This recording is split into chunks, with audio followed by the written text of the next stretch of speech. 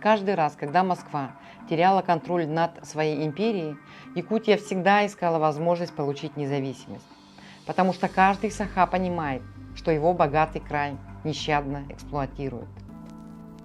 Только независимость позволит нам направить гигантские деньги от добычи наших ресурсов на строительство школ, больниц и дорог и развивать наш уникальный туристический потенциал. В это сейчас сложно поверить, но еще в 2006 году российская пресса выражала озабоченность, что Якутия недостаточно экономически зависима от Москвы.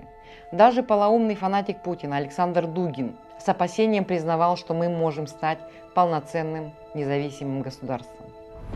Якутия обладает таким стратегическим местонахождением, которое дает все предпосылки для превращения в самостоятельный регион, независимый от Москвы.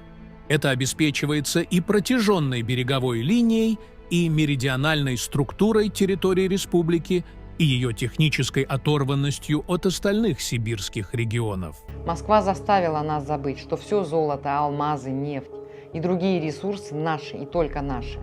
Эта Москва забрала их себе и приговорила саха к той бедности, которую мы не заслуживаем. Эту несправедливость мы можем решить, только став самостоятельными. Независимость позволит нам вдохнуть в нашу культуру новую жизнь, сделать ее интересной всему миру, а не предметом насмешек московских колонистов.